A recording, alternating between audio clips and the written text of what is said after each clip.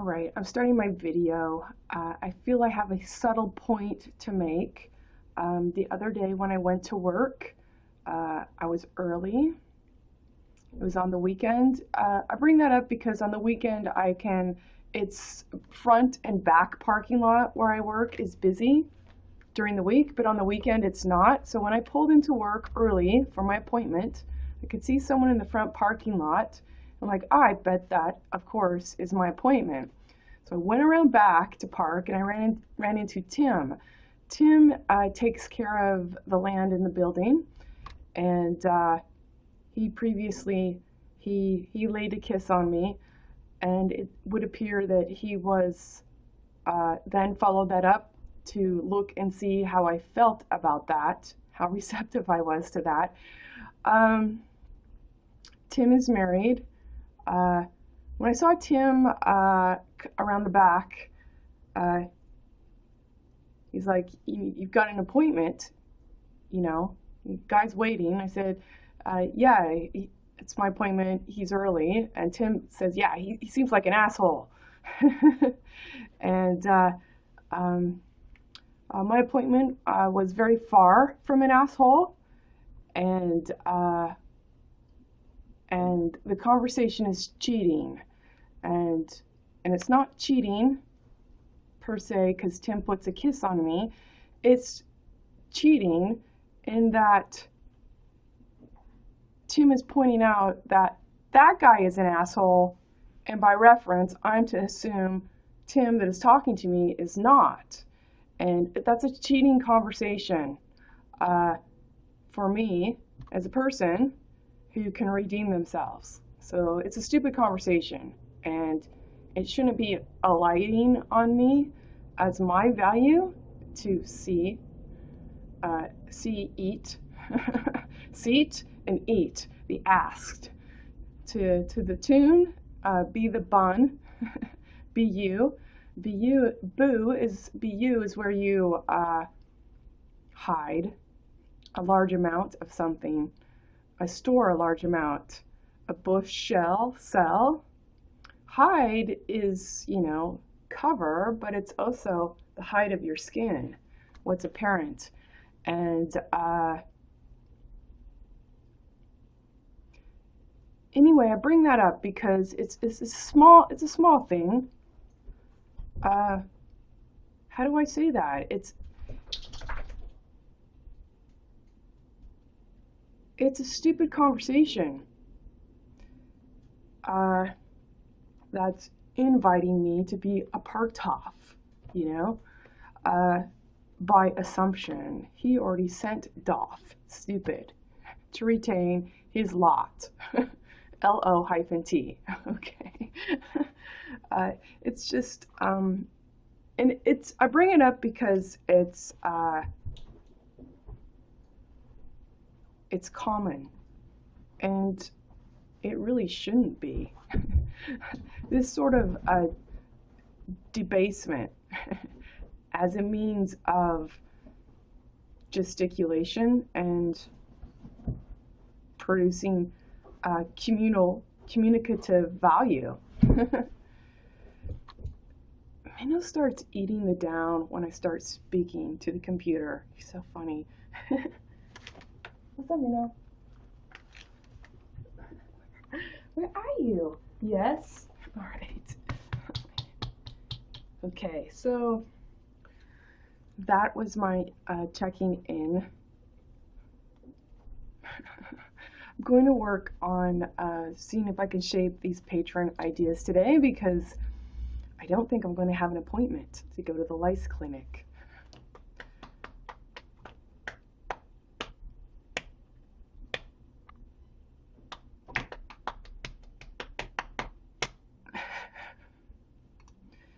It's cheating in this sense. Okay, Tim is married. I know it. I've met his wife, okay?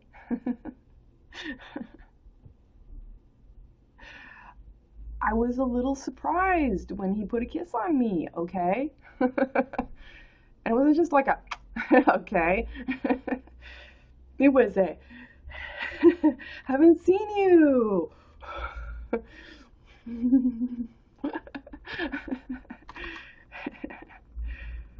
it was very, very friendly, to say the least.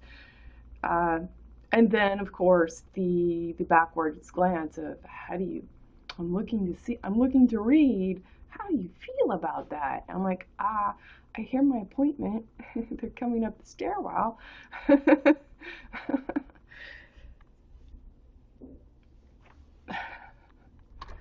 The conversation's cheating. It's cheating as a means to communication, where communication is causing a stare. Okay, look here, look there.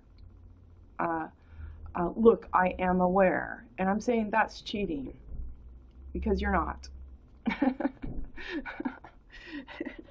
Not really. Let's see. I had The Crone by Barbara Walker. It was published in 1985. That was about the time, that little decade. Minnow. Stop that. 80s, 90s, where I was, let's see, I would go to the library or the bookstore. I was into the metaphysical bookstore and Minnow, not that one either.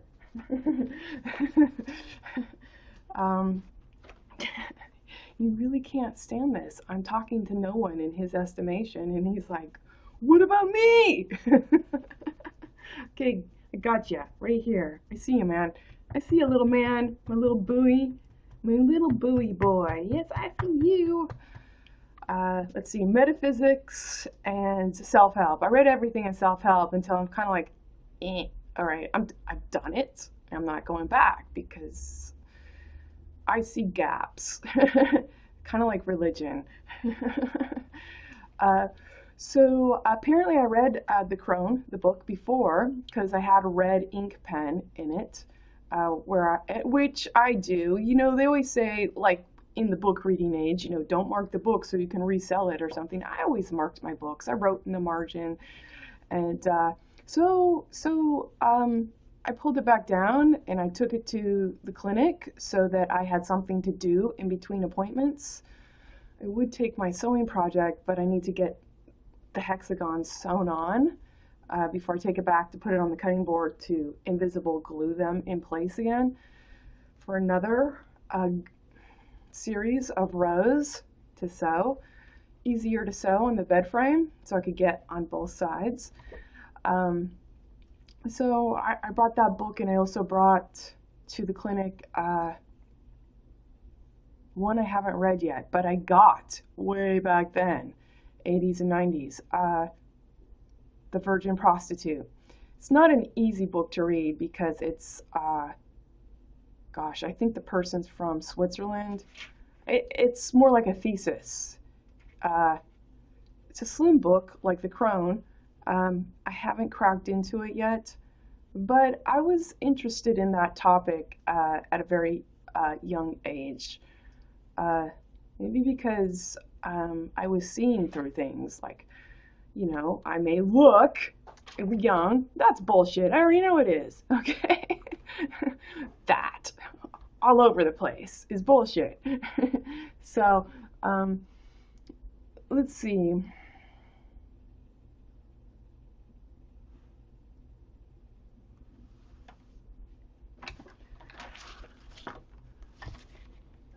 To keep my eye on Minnow. See his next tactical move. What's he going to? Which down are you going to eat next? I started marking in it again. It's curious to pick up a book after several decades and then see what you highlight again, you know, but it's been interesting to go over so far. Let's see, I've read chapter 1, just starting chapter 2. And I'm starting to write in the language of Eve. So things that I put a question mark with little hyphens because I'm like, how does that work? I'll come back the next day and then put it in even language and go, yeah, I get it now. It's interesting for me. The language is a great comb for seeing through. It's seeing through the biblical language. In terms of beget, begat, begot, besought. um, for me, you could see it's the blind leading the blind. Over, overt again. Defend. Just saying. You can't say that that's not what it is, because it highlights inherent deficiency. You weren't there, and you didn't want to be there. Well, I'm providing the opportunity to square with my scope. Anyway. Minnow kind of bugs me because when I go to do something like this, he's like all over me. I'm gonna eat the comforter. I'm gonna eat that one. Eat that one. Now I need petting. I need, kind of like I give you your own project. I put he's got a interactive toy pink hippo with treats in the belly. I stuff in. I give him his own projects, and and he does give me the long tooth if I give him a chicken chew and then I want to kiss. I get the long tooth. So he's pretty much like, this is mine, go get your own. I'm like, well, okay, then let me have my own. It's like all right, you don't always bug me, Minnow. Not at all. I see you. I see you, sweetie pie. I thought it was very funny when you were humping the comforter and have it on video. That was pretty funny. This is how we do it. We go like this and then go, oh!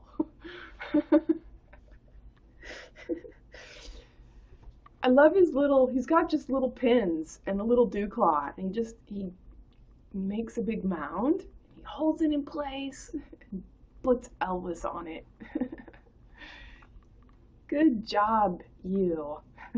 Good job being you, Minnow.